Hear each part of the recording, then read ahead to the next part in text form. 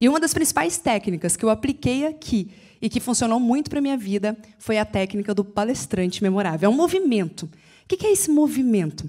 Eu acredito que todo mundo nasceu para ser um palestrante. Tati, eu não tenho desejo de estar em grandes palcos, não tenho desejo de palestrar aqui. Ok, mas todos nós somos palestrantes na vida, nos palcos da vida. Ao educar os filhos, nós somos palestrantes.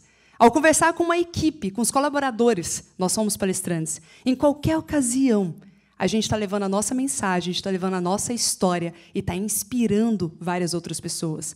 Só que tem um detalhe. Existe uma diferença entre palestrante e apresentador. Já viu um apresentador? Quem aqui pagaria para assistir uma apresentação de relatório? Pagaria? Apresentação de TCC, monografia. Deus me livre, né? Por quê? Porque é conteúdo, mas é um despejar de conteúdo aleatório, de qualquer forma. Já quando a gente fala sobre palestra, não. Palestra é como o espetáculo do Circo de Solé. Palestra é algo diferente, sabe? É algo artístico. Ele tem vida, ele tem emoção, ele tem sentimento.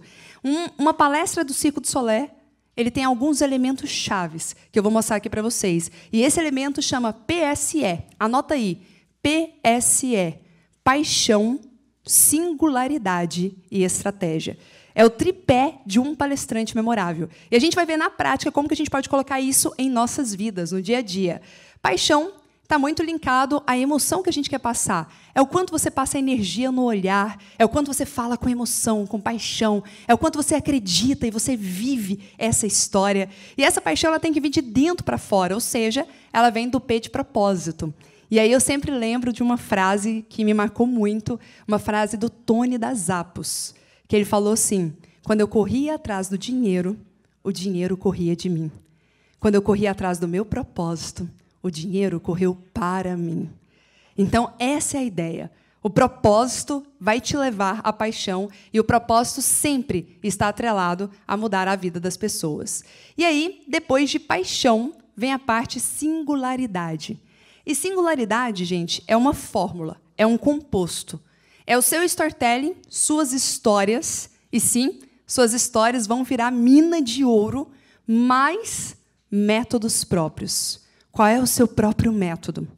Numa era em que é tanto mais do mesmo, numa era em que a gente vê as pessoas só copiando, jargões prontos, frases prontas, como que a gente pode se diferenciar dos demais? Buscando o tempo todo a nossa singularidade. Então, aí a gente começa a ver qual é a sua singularidade. O que você faz? Que problemas você resolve? Se vocês forem observar aqui, ele estava muito pautado. Quais são os problemas que eu resolvo? O que eu faço e outros cães não fazem? Qual é a sua singularidade? Conte sua história. Ninguém tem uma história parecida com a sua. Ao contar a sua história, você traz a sua singularidade. E existe uma forma de contar histórias. Qual que é a fórmula? Anota isso aqui, que isso aqui é ouro. 5 passos. Todas as vezes que vocês forem contar histórias, está no happy hour e vai contar uma história, 5 passos. Sempre comece com quando foi e onde foi. Por que quando foi? Você vai contextualizar a pessoa no tempo. E onde foi? Você vai contextualizar a pessoa no espaço. E aí a pessoa entra na sua história. Esse é o objetivo. Só depois, no terceiro item, você relata os principais pontos da história e, por fim, o que você aprendeu, qual que é a conclusão, ou seja, do porquê que estou te contando essa história e uma chamada para ação. Então, eu vou contar para vocês uma história minha de quando eu tinha 7 anos. E eu vou usar esses 5 passos para vocês observarem na prática. Essa é uma história que eu conto, geralmente, na minha palestra de produtividade, mas vocês vão ver como que eu aplico todos esses elementos. E ele gera uma conexão, ele gera uma identificação. Então, o primeiro ponto é, quando foi? Eu tinha 7 anos. Morava numa casa que foi construída no quintal do meu avô. Porque era assim, os filhos que casavam e não tinha dinheiro para comprar uma casa, para comprar um lote, o que eles faziam? Construíam um barracão ali no quintal mesmo. Então, ficava assim, aqui ficava a casa do meu tio, aqui ficava a casa do meu outro tio, a casa do meu avô, a casa do Toquinho, meu vira-lata, e a minha casa. Ficávamos todos juntos, parecia uma aldeia. E lá nessa aldeia tinha esse elemento ali, ó, o Murilo.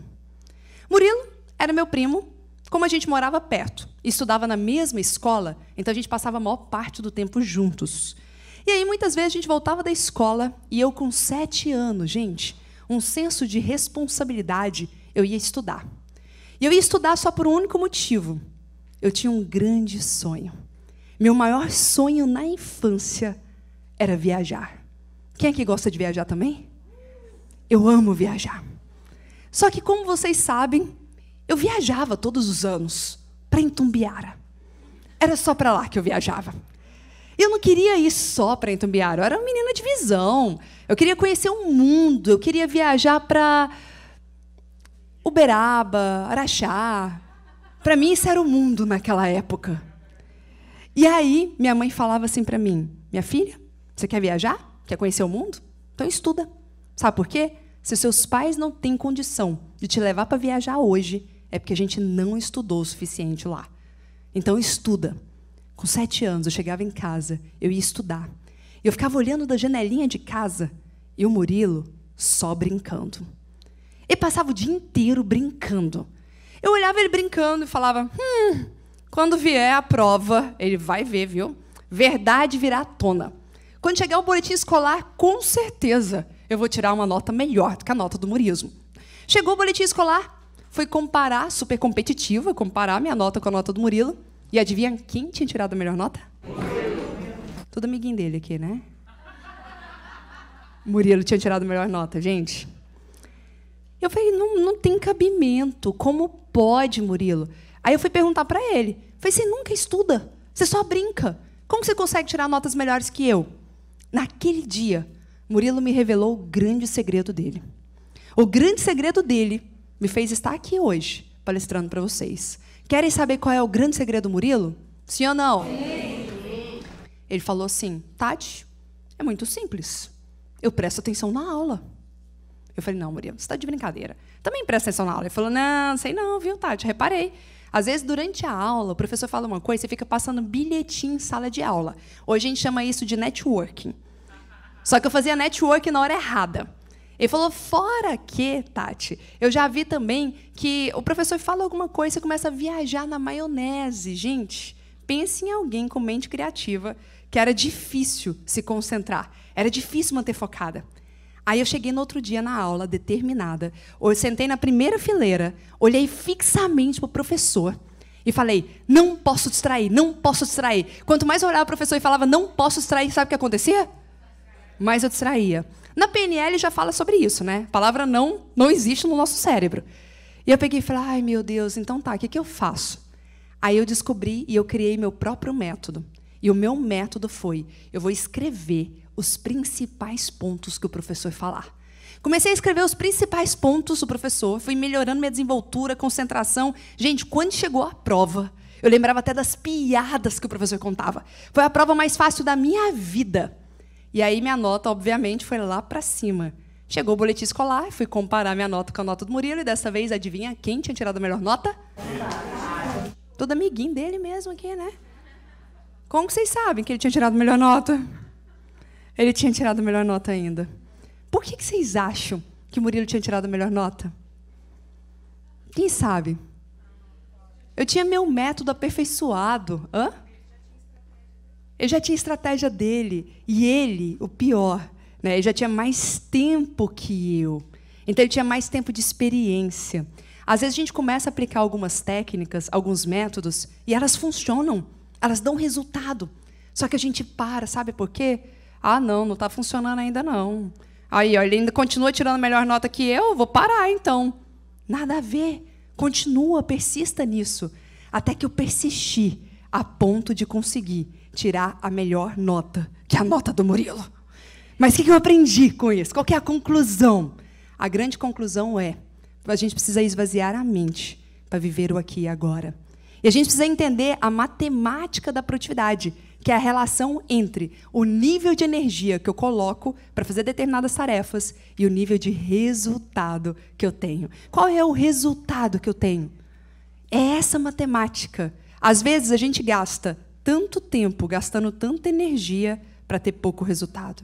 enquanto a gente tem que buscar estratégias para fazer o inverso. Então, aqui eu mostrei para vocês, usando 5 passos, como que eu contei uma história e tirei algumas lições dessa história. E, por último, use estratégias. Quais são as estratégias que vocês têm usado na sua comunicação? Vocês sabiam que Barack Obama ele fez curso para aprender a contar piada? Fez curso de stand-up? Qual o objetivo que um político faria isso? Trazer mais leveza para a comunicação. Sabia que ele estudou tanto a comunicação que ele descobriu que fazer gestos de cima para baixo passa muito mais credibilidade? Então, são essas pequenas estratégias que mudam completamente a nossa comunicação.